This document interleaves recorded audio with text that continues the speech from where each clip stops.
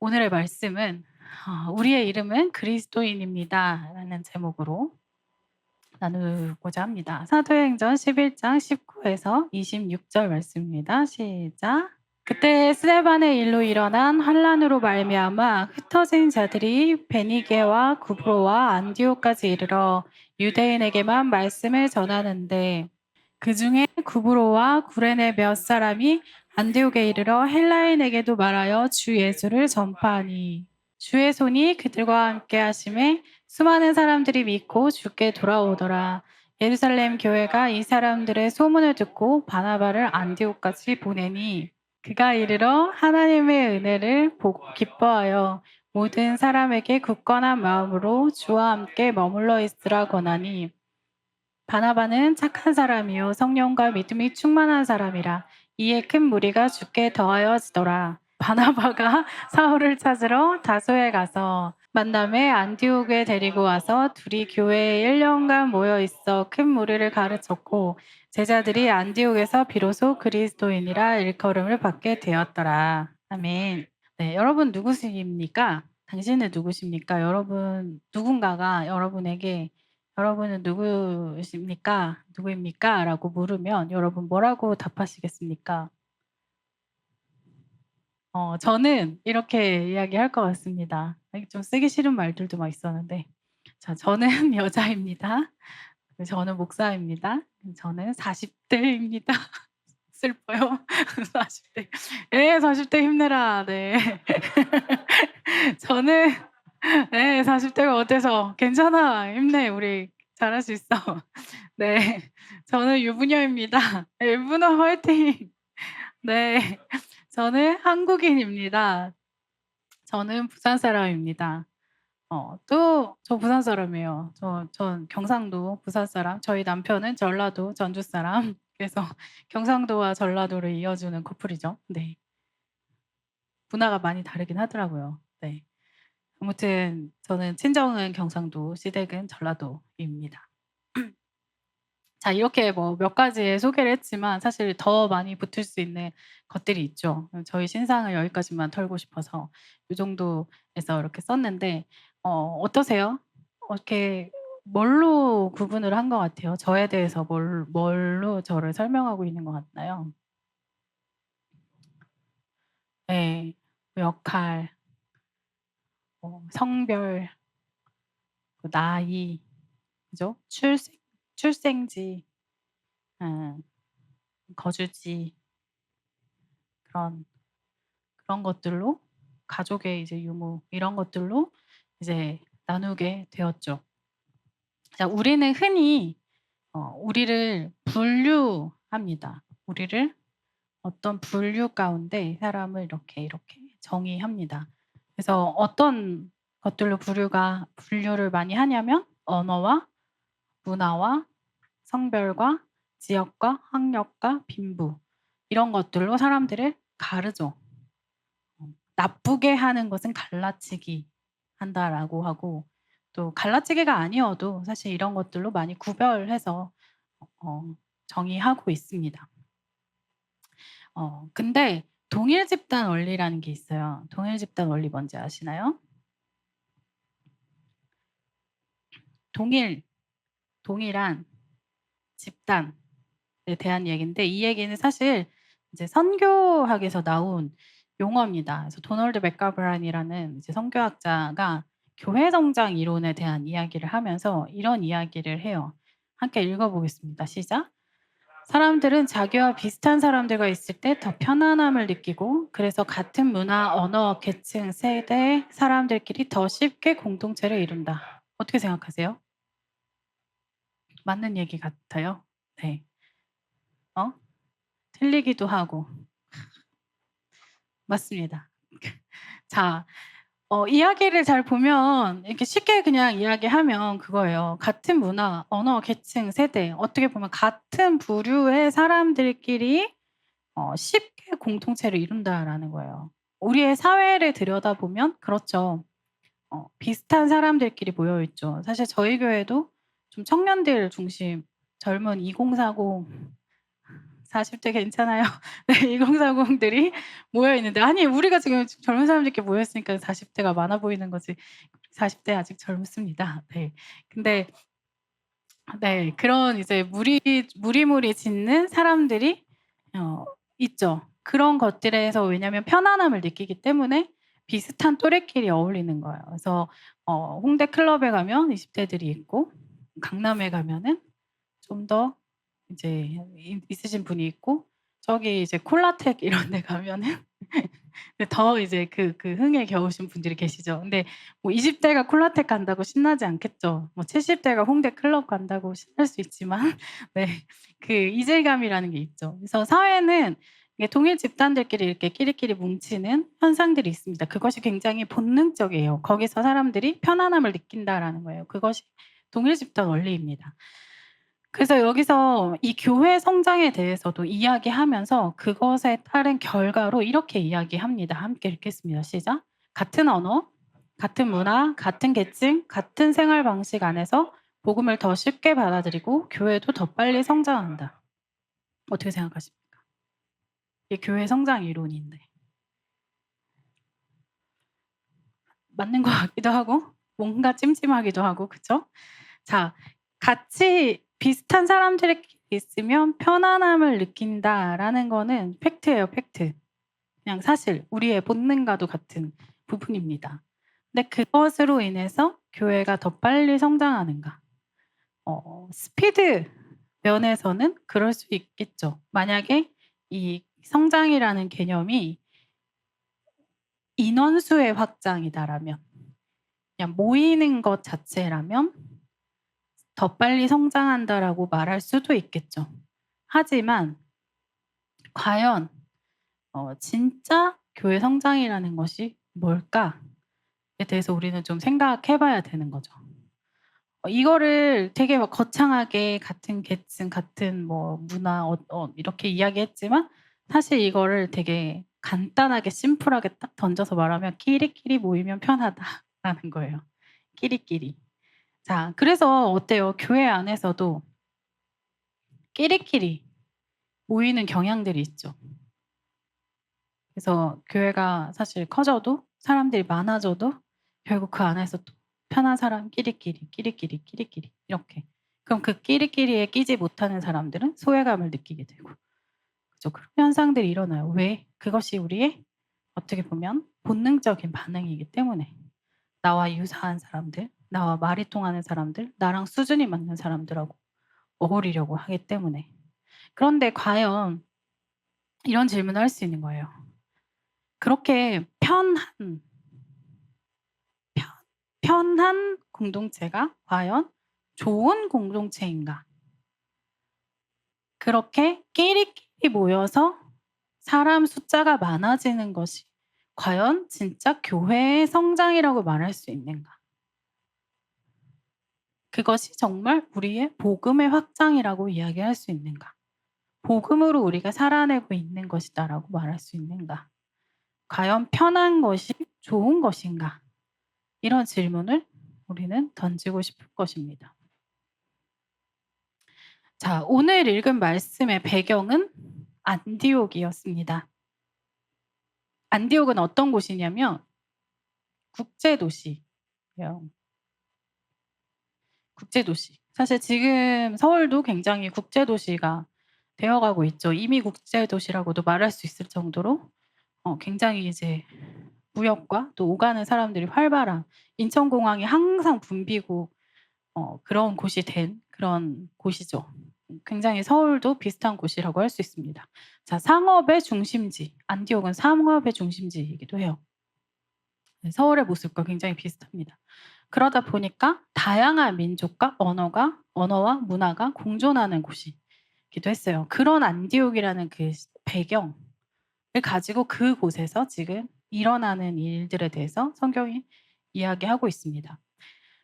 그래서 안디옥에는 이렇게 여러 부류의 사람들이 있었어요. 어떤 사람들이 있었냐면 유대인이라는 무리가 모여 사는 곳이 있었고 또 헬라 문화권.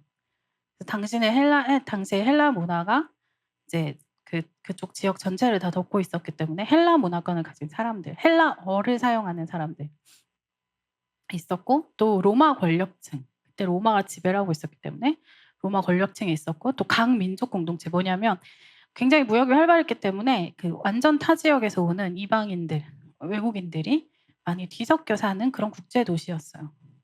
자, 그렇게 서로의 다름 속에서 어우러져서 사는 그런 도시였다라는 거죠. 그런데 그러면 이 사람들이 같이 어우러져서 공동체를 이루며 살았는가? 이 안디옥이라는 곳에서. 그랬을까요? 어땠을 것 같아요? 제일 가까.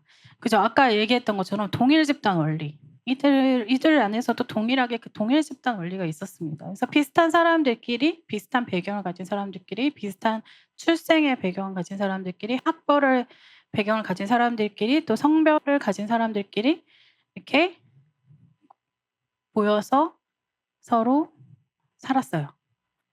그렇지만 다른 사람들, 그것이 다른 사람들과도 살았죠. 그 도시에 살았으니까.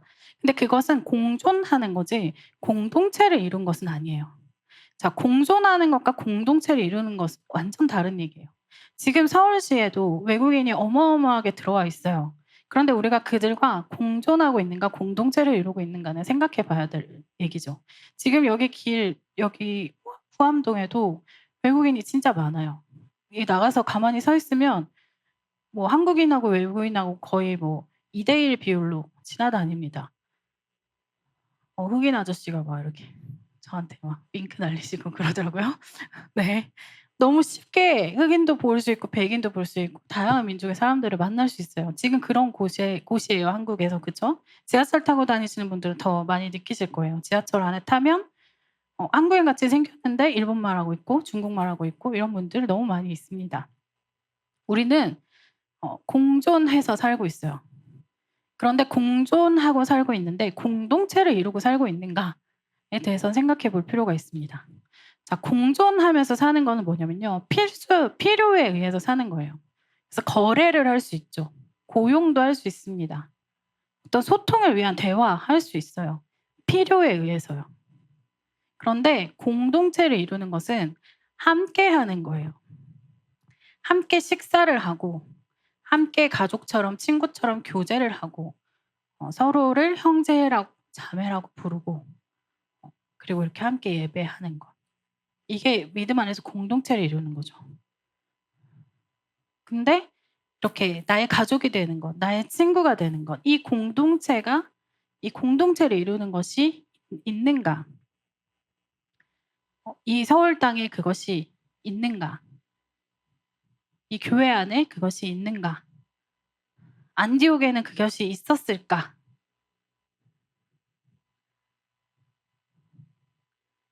잘 없었으니까 이 싸움이 있었던 거예요. 이때 당시에도 이 안디옥에서는 특별히 유대인과 헬라인 혹은 헬라파 유대인들과 굉장히 분열이 있었습니다. 완전히 구별되어 있었어요. 그들이 공존해서 살고 있었지만 한 공동체를 이루지는 못했습니다. 유대인들은 하나님께 구별된 백성이라는 자기네들의 그 민족의식이 굉장히 강했고 율법 중심으로 살아가는 사람들이었어요. 헬라인들은 다신교적이고 철학과 인간 중심의 사고를 가지고 있었습니다. 그러니까 이 두 가지 의견이 어때요? 두 가지의 사상이 충돌되죠. 신도 다르고 철학도 다르고 중요하게 여기는 가치가 다르기 때문에. 그래서 유대인들은 헬라인들을 보면서 저 세속적인 것들 함께하면 안 돼. 더러워. 정결하지 못해. 라고 여겼고 헬라인들은 유대인들에 대해서 저 폐쇄적인 사람들, 고리타분한 사람들, 딱딱하게 굳어진 사람들 이렇게 서로를 향해서 굳어진 마음을 가지고 함께하지 않았습니다. 그냥 거래만 할 뿐, 그냥 공존할 뿐, 필요에 의해서 소통을 하는 것일 뿐이었죠.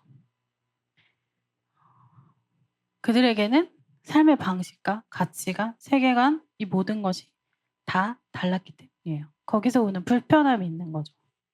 그러니까 이 교회 안에서도 어떤 일들이 있었냐. 지금 사회에 대한 이야기를 했잖아요. 그럼 교회는 달랐을까? 교회 안에서 어떤 일이 있었는가? 다시 아까 읽은 말씀인데 하나하나씩 곱씹어서 읽어봅시다. 19절 말씀 함께 읽겠습니다. 시작.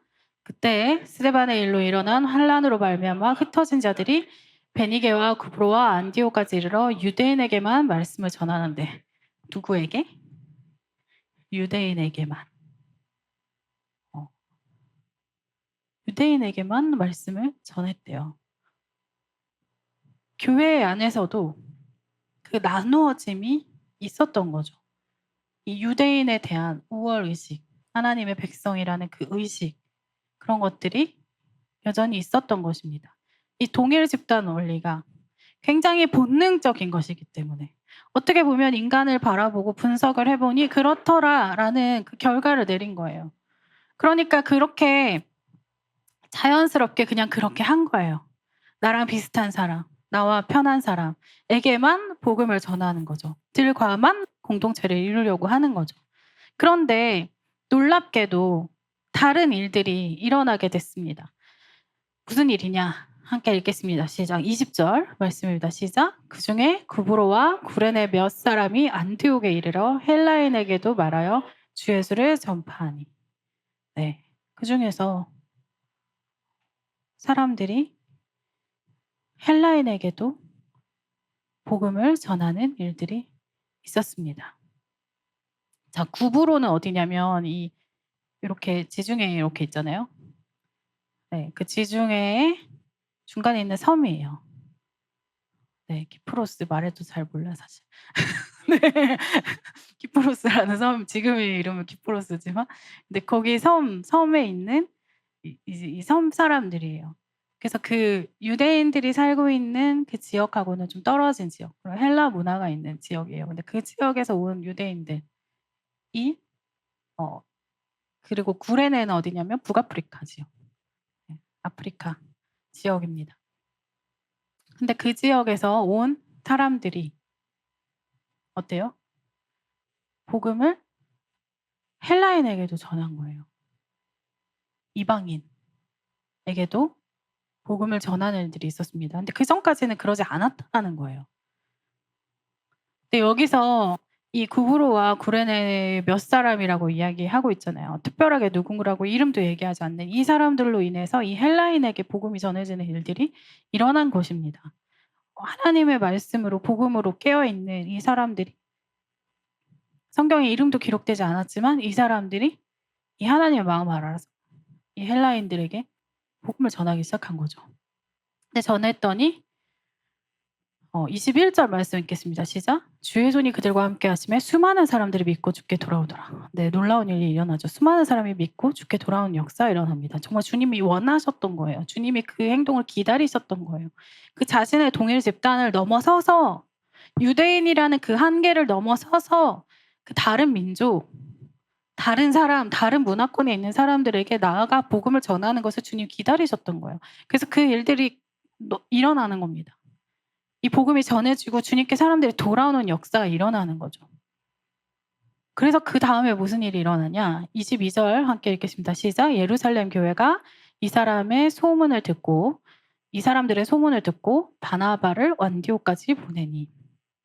예루살렘 교회, 유대인들 중심으로 모여있는 이 교회인데 제일 이 시대에서 이제 중요한 교회의 어떤 중심에 있던 교회죠. 예루살렘 교회.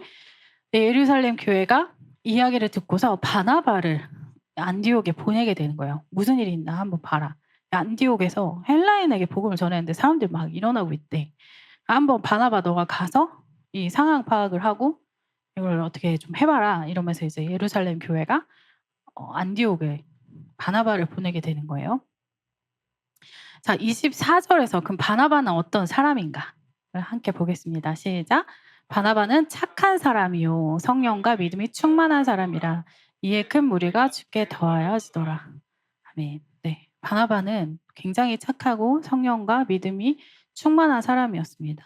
이 사람도 사실 구브로 사람이었어요. 네, 섬 사람, 그 완전 예루살렘 쪽 사람이 아니라 이 헬라 문화권에 있는 그런 사람이었습니다. 근데 이 사람이 굉장히 착하고 성령과 믿음이 충만해 가지고 이 분들에게, 이 헬라인에게 복음을 전하는 일을 앞장서서 같이 하게 되는 겁니다. 자, 25절 함께 읽겠습니다. 시작. 바나바가 사울을 찾으러 다소에 가서, 그리고 나서 사울을 이제 찾으러 직접 다소까지 가 가지고 사울을 찾아와요. 그래서 사울이랑 같이 이제 동역을 하게 됩니다. 자, 우리가 이방인 선교하면 제일 유명한 사람 누굽니까? 모르세요, 여러분? 네. 이방인 선교로 가장 유명하신 분. 네, 사도 바울. 그 바울이 사울이잖아요. 아, 너무 쉬워서 대답을 못 했다고요. 네, 사도 바울. 자, 이방인 선교의 아버지라 불리는 이 사도 바울이 이 이방인 선교를 시작하게 되는 아주 중요한 대목이라는 거예요. 아직 사울이라 불리던 그 시대에. 근데 지금 바나바가 이 사울이랑 같이 이방인 선교를 하려고 이제 사울을 찾으러 갔어요. 어디를?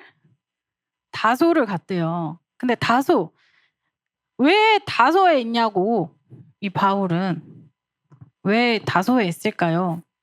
그리고 다소는 어떤 곳일까요? 이 다소라는 이름, 다소라는 지역이? 잘 모르겠죠? 알려드릴게요.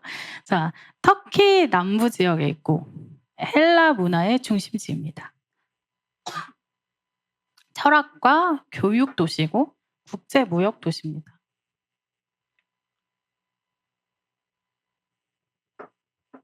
굉장히 문화가 믹스되어 있는 곳이에요. 네, 여기서 이제 바울은 유대인이었죠. 그래서 이 바울은 자기 소개할 때 이렇게 이야기합니다. 사도행전 21장 39절 함께 읽겠습니다. 시작.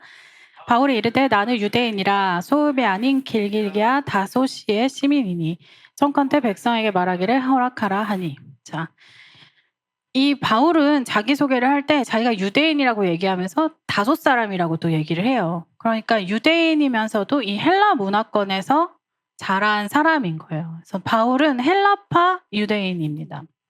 그래서 헬라어도 잘하고 이 히브리어도 잘하는 그런 사람이었어요. 정체성은 분명하게 유대인이라는 아주 골수, 예수님 믿는 사람들 막 때려잡으면서 아주 나는 유대인 중에 유대인으로 있었지만 그러면서도 헬라 문화를 알고 있는 유대인이었다. 헬라파 유대인이었고 디아스포라 유대인이었다라는 것입니다. 그래서 두 가지 언어가 다 능통한 그런 사람이었어요. 그래서 바울 서신을 보면은 헬라어로 기술을 하고 있다. 네, 우리 예배 공동체에도 있죠. 한국인이신데, 네, 한국인이시지만, 네? 아니 그분 말고요.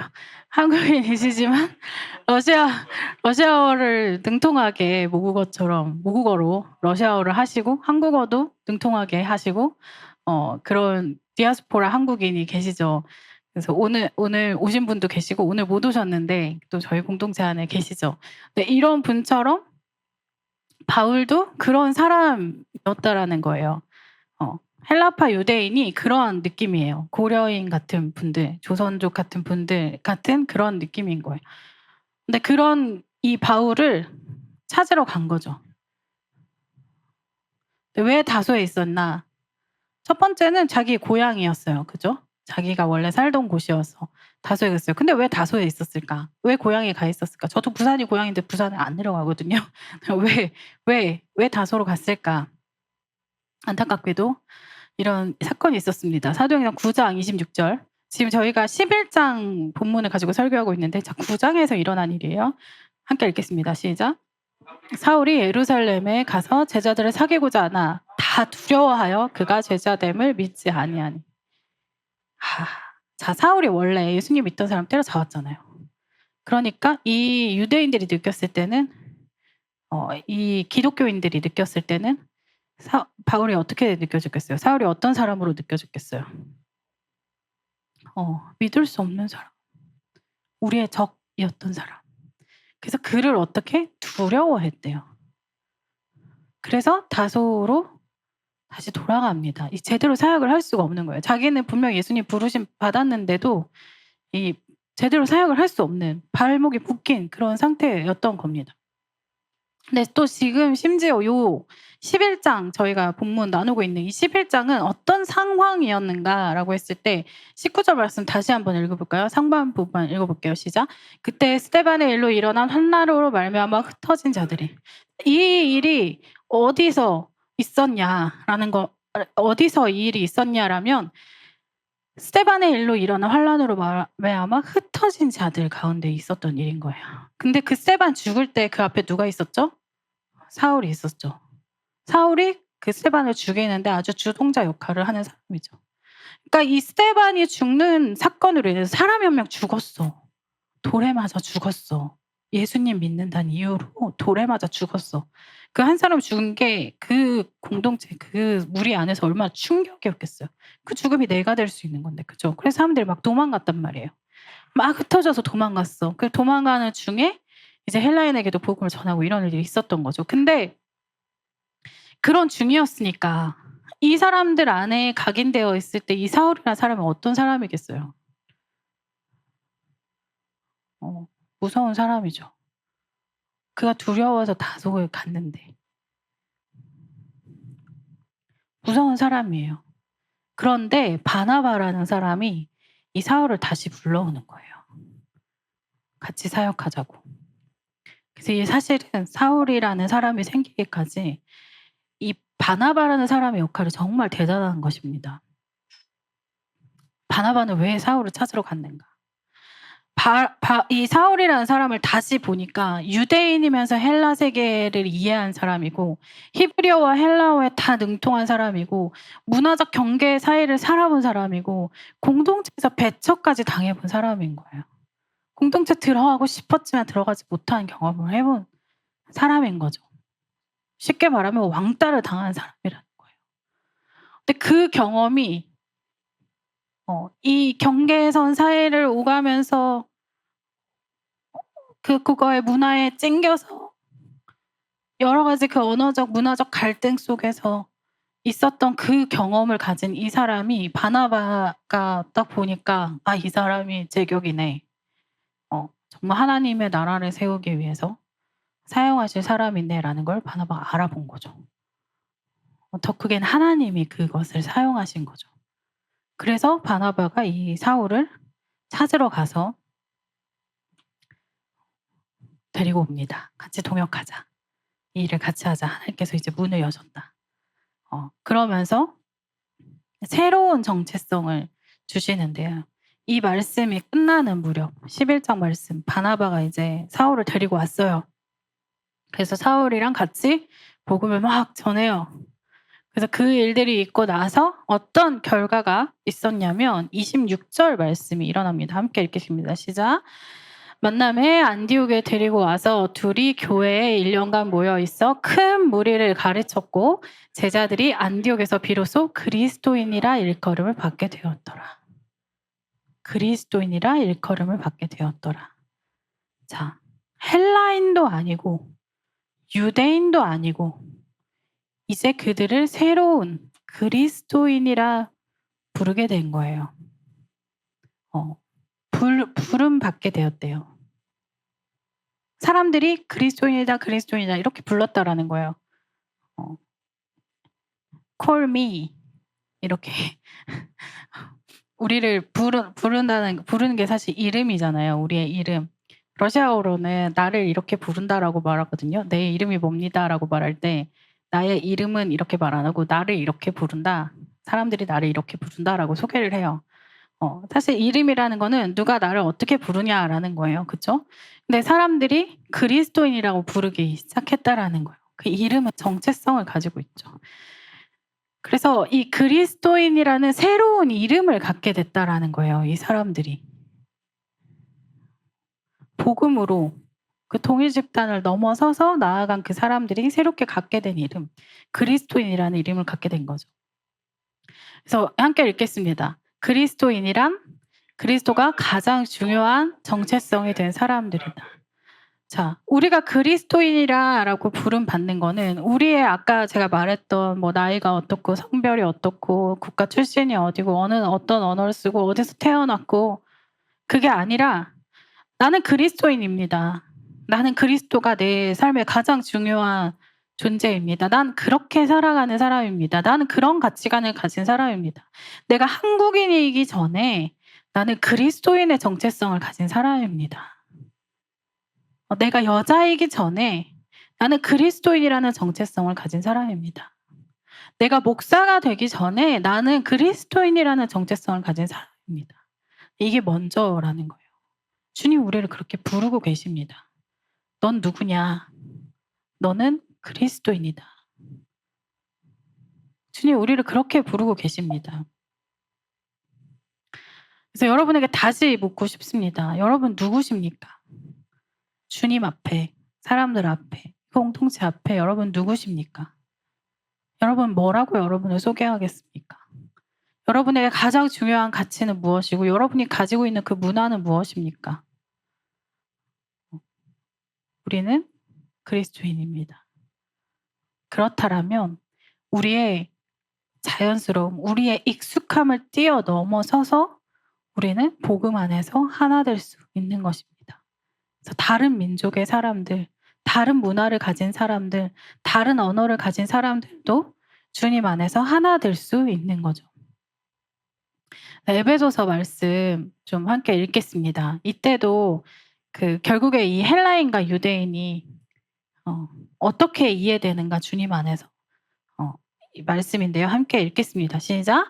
그때 너희는 그리스도 밖에 있었고 이스라엘 나라 밖의 사람이라. 약속의 언약들에 대하여는 외인이요 세상에 소망이 없고 하나님도 없는 자이더니. 자, 이방인들 헬라인들에게 하는 말이에요.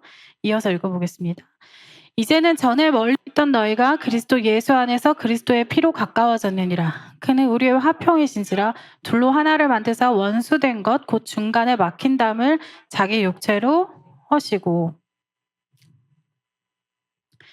함께 읽겠습니다. 법조문으로 된 계명의 율법을 폐하셨으니 이는 이 둘로 자기 안에서 한 세 사람을 지어 화평하게 하시고 또 십자가로 이 둘을 한 몸으로 하나님과 화목하게 하려 하심이라.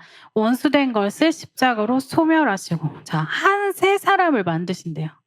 새로운 사람을 만드신답니다. 무엇으로? 십자가로. 그렇게 한 몸 하나되게 화목하게 하신다고 합니다. 네, 17절부터 다시 또 읽겠습니다.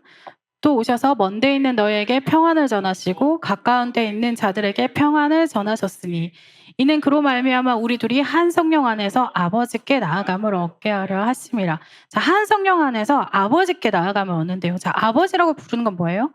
자녀라는 거죠. 너도 하나님의 자녀, 나도 하나님의 자녀. 그러니까 우리는 형제 자매가 되는 것입니다.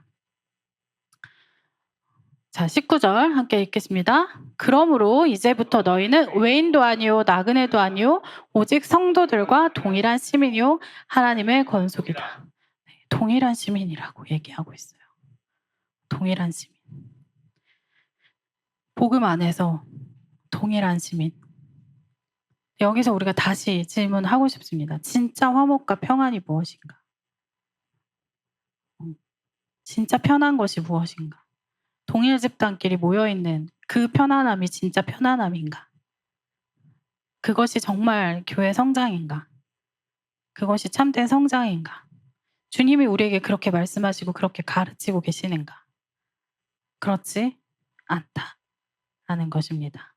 그래서 복음이 우리 안에 들어왔을 때 우리는 새로운 사회, 새로운 인류, 새로운 공동체를 이루게 됩니다. 그래서 우리의 인간의 본성으로는 뛰어넘고 싶지 않은 그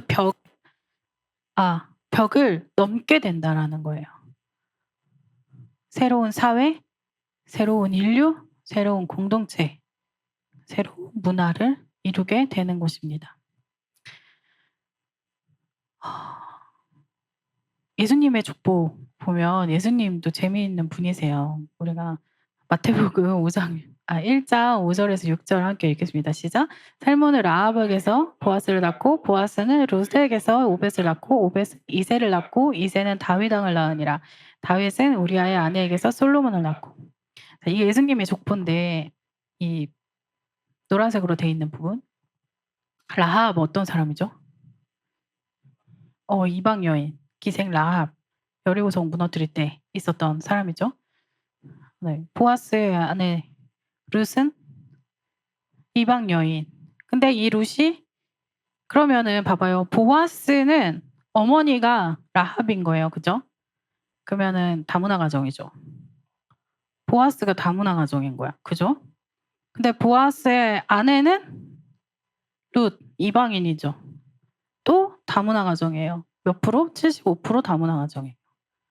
자, 근데 그 룻이 오벳을 낳고 이새를 낳고 그다음에 누구요? 다윗이요. 그럼 다윗은 어떤 가정 출신이에요? 다문화 가정이에요. 근데 이 다윗에게서 낳고 해서 누가 나왔죠?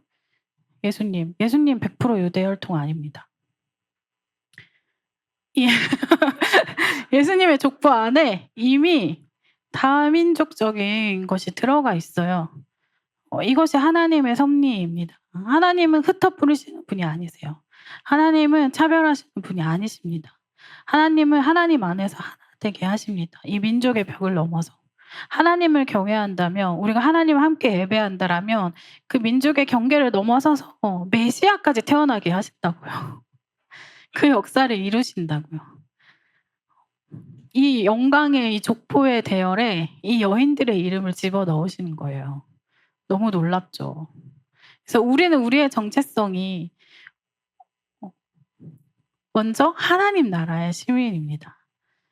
그리고 교회는 이 민족 공동체가 아니라 복음적인 공동체입니다. 근데 어떤 교회들 보면은 너무 민족 중심적으로 이야기하고 그런 기도 제목을 내는 교회들이 있어요. 과연 우리는 한국을 위해서 태어나고 한국을 위해서 사는 자들인가? 그건 아니라는 거죠. 우리는 민족 공동체이기 전에 복음 공동체입니다. 그래서 우리의 정체성은, 우리의 이름은 한국인이 아니라 그리스도인입니다. 그것이 더 중요한 우리의 정체성이에요.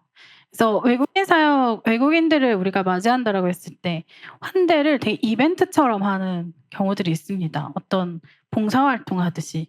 근데 사실은 진짜 환대라는 것은 이벤트가 아니라 문화예요. 저는 우리 교회가 이 버라이어티에 대해서 배우고 환대에 대해서 배우고 이 다양성에 대한 이해, 서로를 존중하는, 받아들여지는 이것을 배울 때 이것을 이벤트로 가져가고 싶지 않습니다. 저희가 이번 주가 5월 20일이 세계인의 날이에요. 그래서 세계인의 날을 맞이해서 어떤 이주민 축제를 할 수도 있습니다. 그런데 그런 이벤트적인 환대를 하고 싶지 않습니다.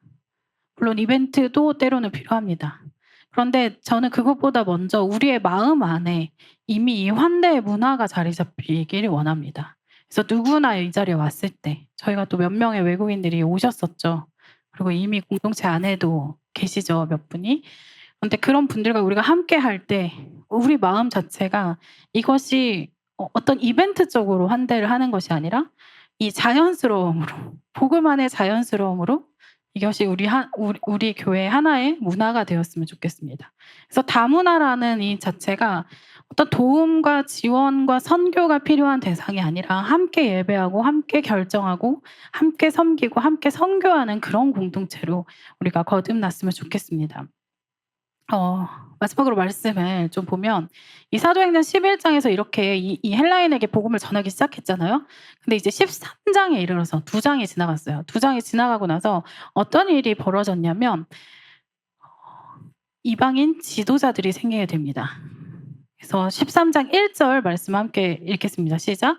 안디옥 교회에 선지자들과 교사들이 있으니 곧 바나바와 니게르라는 시므온과 구레네 사람 루기오와 분봉왕 헤롯의 젖동생 마나엔과 및 사울이라.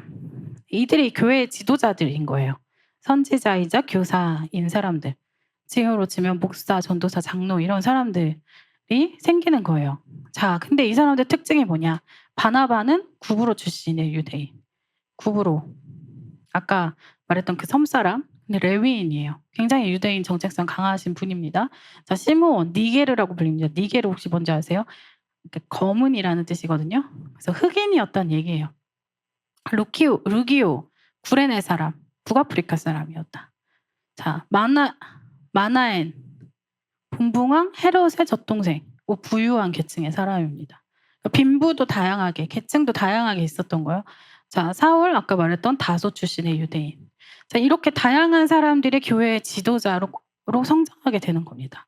자, 우리가 외국인들을 위해서 이주민들을 위해서 섬길 때 보면 그들을 마치 이렇게 뭔가 구제해야 되는 대상으로만 생각하고 전도해야 되는 대상으로만 생각하는데 그것이 끝이 아니라는 것입니다.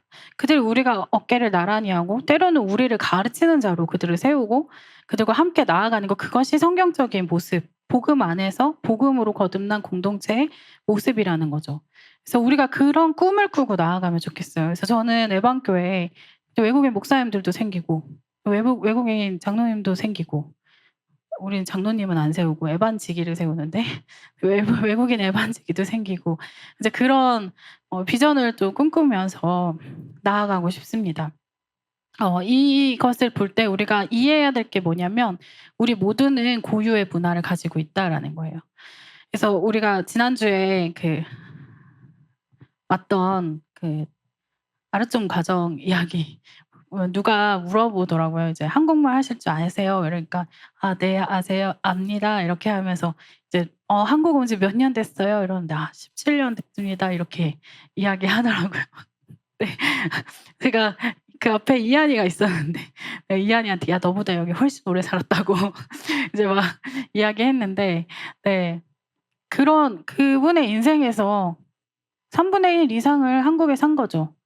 여기도 계시죠. 2분의 1을 한국에 사신 분 또 계시죠. 네. 근데 또 반대로 보면은 저기도 이렇게 외국에서 오신 분들이 또 여기 몇 분 계세요. 그죠? 외국에 살다 오신 한국 분들. 그죠? 정체성 우린 다 다른 문화를 가지고 있는 거예요.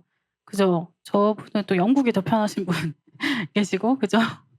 네, 저기 프랑스 문화 가지고 계신 분도 계시고 미국 문화도 계시고, 이렇게 각자가 겪은 그 문화가 다른 거예요. 한국인이라고 해서, 한국에 사는 한국인이라고 해서 우리가 다 같은 문화, 같은 생각을 가지고 있는 건 아니라는 거죠. 그러면 우리가 어떻게 생각하고 대해야 되는가라고 했을 때 외국인이라서 다 이렇다, 한국인이라서 다 이렇다가 아니라 우리가 그 각 사람이 살아가는 방식과 각 사람의 생각과 가치관을 존중하면서 우리가 함께하는 것이 필요하다. 채연이는 그냥 채연이다. 그쵸. 서원이는 그냥 서원이다. 우리는 그렇게 서로를 바라보고 이해하고 함께 가는 겁니다. 그래서 우리 안에 가지고 있는 그 고정관념들, 외국인 노동자를 낮게 보는 마음들, 다문화 가정에 대해서 은근히 또 거리를 두는, 우리랑은 다른 사람들이야라고 생각하는 것, 한국말이 서툴면 무시하는 태도, 우리 안에 이런 것들이 스며들어 있는데 그런 것들을 버리고 각 사람의 문화를 존중하며 언어를 존중하며 나아가는 그런 자세가 필요할 줄 믿습니다.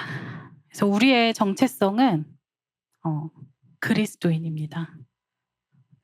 다른 것이 아니라 그리스도인입니다. 네, 함께 나와서 찬양하고 기도하고 싶습니다. 제가 아직 외국인 사역을 한국에서 2011년부터 했어요. 그래서 2006년에 선교사로 나갔다가 한국에 들어와서 또 한국에서 사역을 하다가 2011년부터 또 외국인 사역을 계속 해왔고, 외국인 그런 공동체나 외국인 관련돼서 여러 활동들을 하고 있는데, 그중에 이 교회를 개척하면서 저희가 소속해서 같이 네트워크 활동을 하고 있는 곳이 있습니다.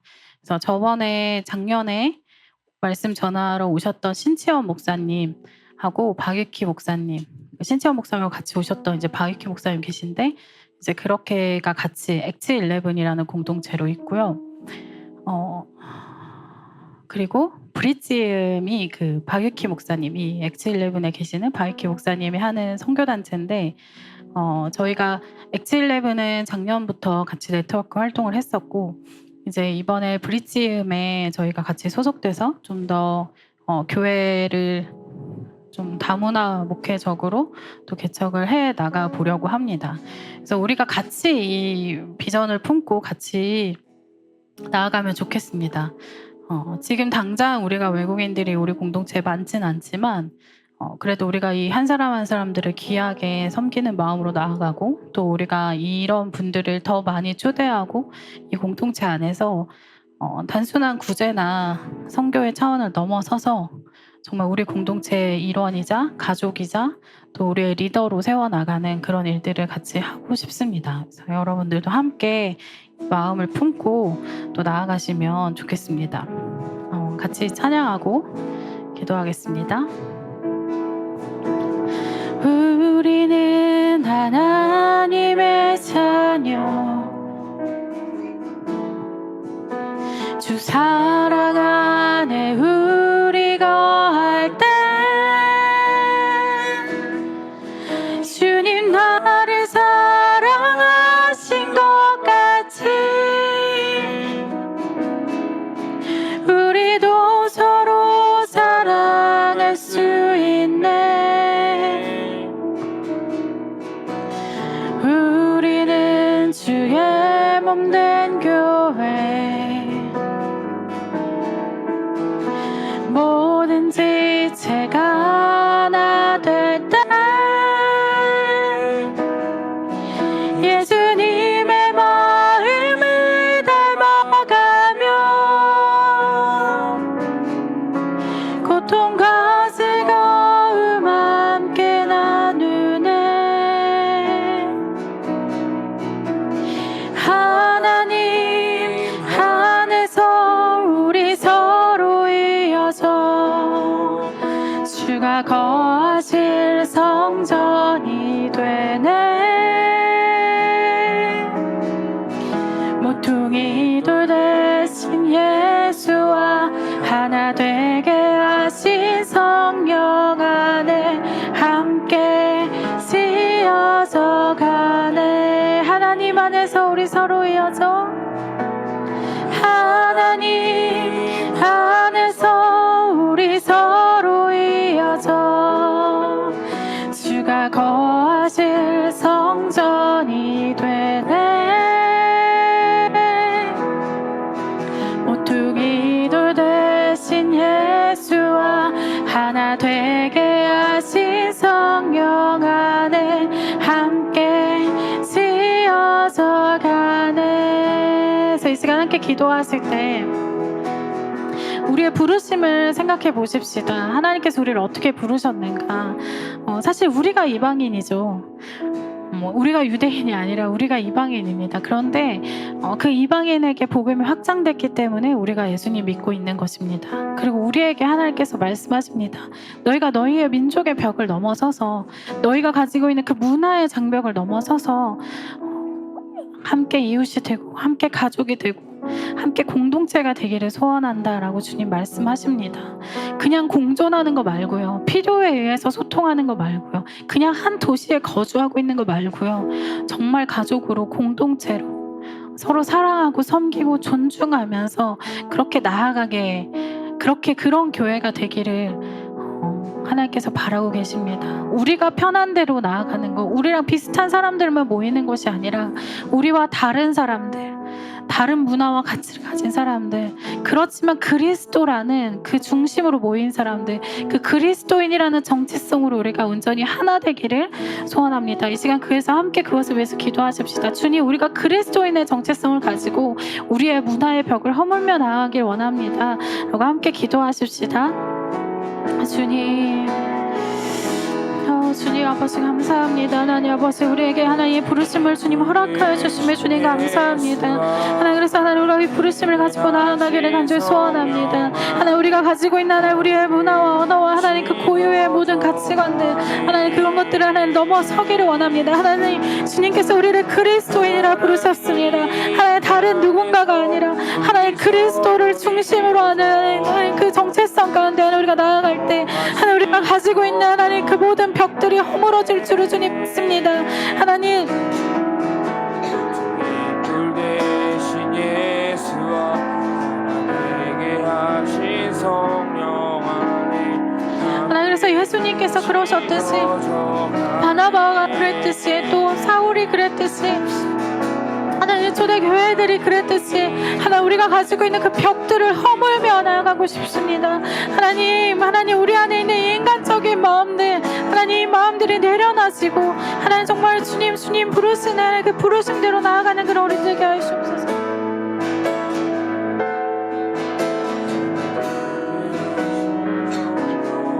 그래서 한 가지 더 기도하십시다. 우리가 이 시대의 필요를 너무 압니다. 이 시대에 정말 많은 다문화 가정들이 있고 유학생들이 있고 노동자들이 있습니다. 그리고 많은 사람들이 이주해서 이 땅에 정착민으로 살아가고 있습니다.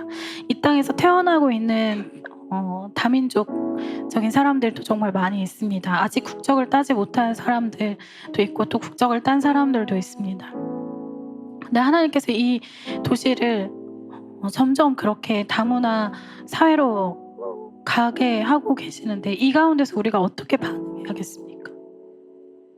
우리가 이 마음을 가지고 있는데 이제 어떻게 액션해야 되겠습니까? 어떻게 움직여야겠습니까? 우리가 하나님 앞에 좀 묻고 간구하십시다. 하나님, 우리가 이 도시를 품고 싶습니다. 하나님, 우리가 이 민족들을 품고 싶습니다. 우리가 이들의 가족이 되고 싶습니다. 우리가 어떻게 해야겠습니까? 주님, 우리에게 지혜를 부어주시고 능력을 부어주시고 감당할 수 있는 그 마음들을 주님 부어주시고 하나님 그 모든 필요들을 주님 채워주시고 일하여 주십시오라고 하나님 우리가 이 땅을 원합니다. 이 사람들을 원합니다라고 우리가 기도하면서 구하시면서 함께 나아가십시다. 주님